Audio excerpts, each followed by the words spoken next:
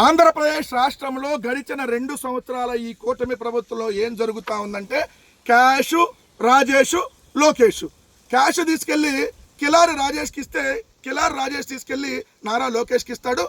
నీకు విశాఖపట్నం మధురవాడలో భూమి కావాలా, లేదంటే కర్నూలు టౌన్లో భూమి కావాలా, విజయవాడ ఆర్టీసీ బస్టాండ్ పక్కన కావాలా, దాని ఎదురుగా కావాలా, లేదంటే రిషికొండలో కింద కావాలా, దాని పైన కావాలా, ఎక్కడ కావాలంటే అక్కడ ఇస్తారు. నీకులాగా వాటాలు పంచుకోవడమే, అంతమించి ఏం లేదు. ఇక్కడ ఎంత దారుణమో చూడండి. తెగించేసినటువంటి చంద్రబాబు నాయుడు గారి సర్కారు బరి తెగించి రాష్ట్ర చరిత్రలో ఎన్నడూ లేని విధంగా భూ కేటాయింపు నిబంధనలకు తూట్లు పరుస్తూ ఇచ్చినటువంటి జీవోఎంఎస్ నెంబర్ 395 డబ్బులు చెల్లించకపోయినా ప్రైవేటు వారికి భూములు ఇవ్వాలనే ఆదేశం, వారం రోజుల్లో వెబ్లాండ్లో మార్పులు చేయాలని స్పష్టీకరణ, వారు అమ్మేసుకోవడానికో తాకట్టు పెట్టుకోవడానికో అనుమతిస్తున్నటువంటి పరిస్థితి.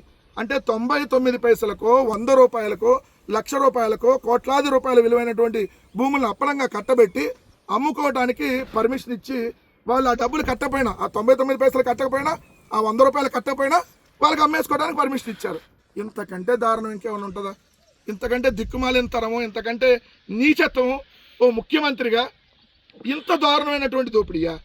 ఇక్కడ చూడండి, మాండ్ర మనోడే ఇచ్చే తెలుసు కదా, తెలుగుదేశం పార్టీ ఎవరైతే రౌడీ షీటర్గా ఉన్నటువంటి మాండ్ర శివానందరెడ్డికి ఏదైతే 400 కోట్ల రూపాయల విలువైనటువంటి కర్నూలు టౌన్లో ఉన్నటువంటి 20 ఎకరాల భూమిని అప్పనంగా కట్టబెట్టేశారు 99 సంవత్సరాలకి. కట్టబెట్టడంతో పాటు దాదాపుగా 80 కోట్ల రూపాయలు మళ్ళీ ప్రభుత్వం రాయితీల రూపంలో ఇచ్చింది. వాళ్ళు ఇచ్చే ఉద్యోగాలు ఏంటంటే కేవలం 150 ఉద్యోగాలు, 150 ఉద్యోగాలు ఇస్తారంట. అది కూడా స్టార్ హోటల్ కట్టి దానికి ప్రభుత్వం 80 కోట్ల రాయితీలు ఇచ్చింది, 400 కోట్ల ల్యాండ్ ఇచ్చింది. వాళ్ళు పెట్టుబడి పెట్టేది 210 కోట్లు అంట. 210 కోట్ల హోటల్ కడతారంట. ప్రభుత్వం 400 కోట్ల రూపాయల భూమి ఇచ్చేసింది.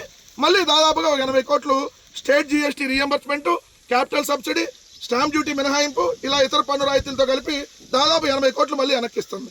వచ్చే ఉద్యోగాలు 150, అది కూడా డబ్బులు కట్టకపోయినా భూములు ఇచ్చేసేయండి. ఇది పరిస్థితి రాష్ట్రంలో.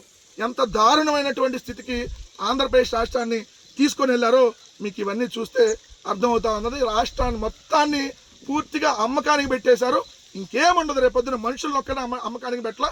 రేపొద్దున అవసరమైతే ఊర్ల వారీగా ఈ ఊర్లో కొంతమంది మనుషులు అమ్మేస్తున్నాం, ఈ ఊర్లో కొంతమంది మనుషులు ఆల్రెడీ P4 విధానంలో అమ్మేశారు కొంతమందిని. ఇంకా పూర్తిగా అమ్మేటటువంటి కార్యక్రమం ఒక్కటే మిగిలి ఉంది. రాష్ట్రాన్ని సర్వనాశనం చేశారనేది మాత్రం క్లియర్గా అర్థమవుతా ఉంది.